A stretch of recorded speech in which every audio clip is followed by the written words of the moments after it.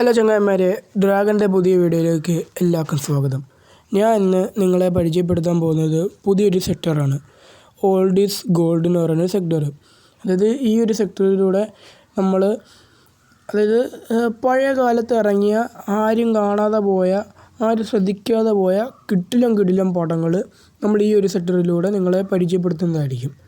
നമ്മളിന്ന് ഈ ഒരു സെക്ടറിൽ ഓൾഡ് ഈസ് ഗോൾഡ് എന്ന് പറയുന്ന സെക്ടറിൽ ആദ്യമായിട്ട് നമ്മൾ പരിചയപ്പെടുത്താൻ പോകുന്ന സിനിമ എന്ന് പറയുന്നത് 13B എന്ന് പറഞ്ഞാൽ 2009 ഇറങ്ങിയ സിനിമയാണ്. ഈ സിനിമയ്ക്ക് ഏകദേശം 2 മണിക്കൂറും 32 മിനിറ്റും ഡ്യൂറേഷൻ ഉണ്ട്. ഇതിൻ്റെ സ്ക്രീൻ പ്ലേ ഒരു രക്ഷയില്ല.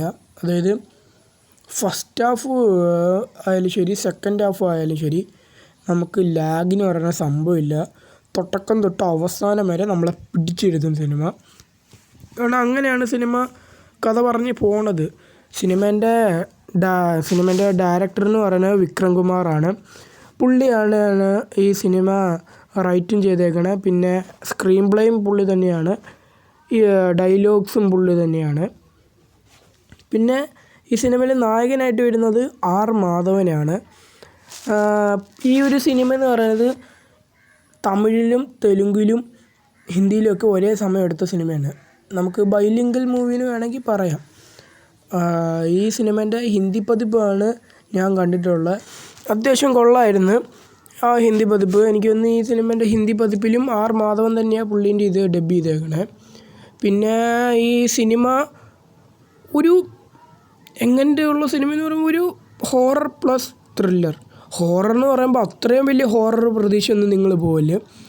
ഒരു മീഡിയം ലെവലൊരു ഹൊറർ. പക്ഷേ ഈ സിനിമ എനിക്ക് കുറച്ചും കൂടി നല്ല ആയിട്ട് തോന്നിയിട്ടുള്ളത് ത്രില്ലിങ്ങാണ്. നല്ലൊരു ത്രില്ലർ പടമാണ്. നിങ്ങൾ കാണാൻ പോവുകയാണെങ്കിലും ഒരു ഹൊറർ മൂവി കാണുന്ന ഫീലിലല്ലാതെ ഒരു നല്ലൊരു പക്ക ത്രില്ലർ മൂവി കാണുന്ന ഒരു ഫീലിൽ പോയാൽ നിങ്ങൾക്ക് ഈ സിനിമ കുറച്ചും കൂടി നിങ്ങൾക്ക് ഇഷ്ടപ്പെടും. പിന്നെ ഈ സിനിമയിലെ ലാഗും ഒന്നും എനിക്ക് തോന്നിയിട്ടില്ല. കാരണം തുടക്കം തൊട്ട് അവസാനം വരെ നമ്മളെ പിടിച്ചിരുത്തും. പിന്നെ ഈ സിനിമ ഞാൻ പറഞ്ഞില്ല, കാലം തെറ്റി ഇറങ്ങിയ സിനിമയാണ്. കാരണം ആ 2009 കാലഘട്ടത്തിലൊക്കെ ഇങ്ങനത്തെ ഒരു കൺസെപ്റ്റിന് പറയാൻ തന്നെ വലിയൊരു കാര്യമാണ്. ഇതൊക്കെ ഇപ്പോൾ ഇറങ്ങിയാൽ വരെ ഈ സിനിമയ്ക്ക് വേറെ ലെവൽ റെസ്പോൺസ് കിട്ടും, അതെനിക്ക് ഉറപ്പുള്ള കാര്യമാണ്.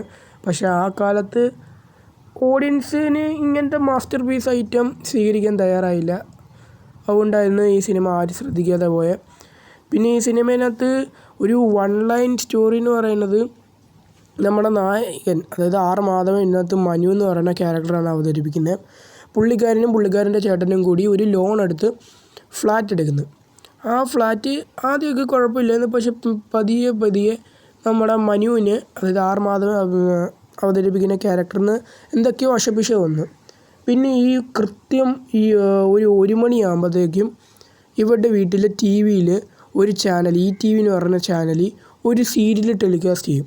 അതിനി നമ്മൾ ചാനൽ മാറ്റാൻ ശ്രമിച്ചാലും ചാനൽ മാറത്തില്ല. ഇനി ടി വി ഓഫ് ചെയ്യാൻ ശ്രമിച്ചാലും ടി വി ഓഫ് ചെയ്യാനും പറ്റത്തില്ല. കാരണം ആ ഒരു കൃത്യസമയത്ത് തന്നെ ആ ഒരു ചാനൽ ഓൺ ആവുകയും ചെയ്യും.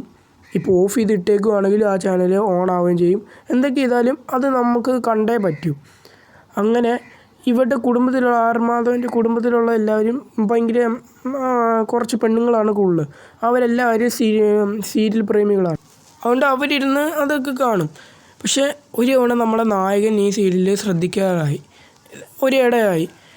അന്നേരമാണ് നായകന് മനസ്സിലാവുന്നത്, അത് നമ്മുടെ മനുവിന് മനസ്സിലാവുന്നത്, ഈ സീരിയലിൽ നടക്കുന്ന കാര്യം തന്നെയാണ് മനുവിൻ്റെ ജീവിതത്തിൽ ഭാവിയിൽ സംഭവിക്കുന്നത്. അതായത് ഈ സീരിയലിൽ എന്തൊക്കെ കാണിക്കുന്നോ അതെല്ലാം മനുവിൻ്റെ ജീവിതത്തിൽ അപ്പം തന്നെ നടക്കുന്നുമുണ്ട്. അന്നേരം ഇതൊക്കെ എന്തുകൊണ്ടാണ് ഇങ്ങനെ നടക്കുന്നത്? ഈ സീരിയൽ എന്താ കൃത്യം 1 മണിയാകുമ്പോൾ മനുവിൻ്റെ ടി വി മാത്രം വരുന്നത്?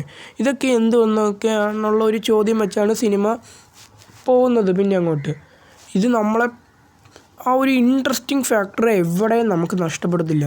നമ്മളിങ്ങനെ ചിന്തിച്ചുകൊണ്ട് ആ ഒരു കഥയിലൂടെ നമ്മൾ ചിന്തിച്ചുകൊണ്ടിരിക്കും, ഇതെന്തുകൊണ്ടാണ് ഇങ്ങനെ, ഇതാരാണ്, നമ്മളിങ്ങനെ ആ ഒരു കഥയിലൂടെ നമ്മൾ പോകും.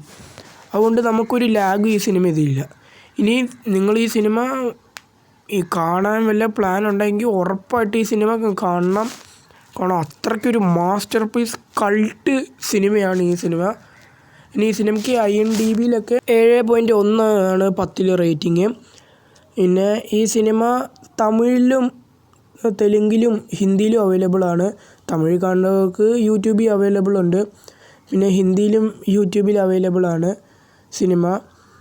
എന്തായാലും നിങ്ങൾ കാണാൻ പ്ലാൻ ഉണ്ടെങ്കിൽ ഇത് ഉറപ്പായിട്ടും പോയി കാണുക. നിങ്ങൾക്ക് ഉറപ്പായിട്ടും ഇഷ്ടപ്പെടും.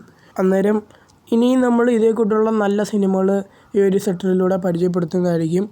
പിന്നെ നിങ്ങൾക്ക് ഈ സിനിമ കണ്ടിട്ടുള്ളവരാണെങ്കിൽ നിങ്ങൾക്ക് ഇഷ്ടപ്പെട്ടോ ഇല്ലയോ എന്ന് താഴെ കമൻറ്റ് ബോക്സിൽ പറയണം.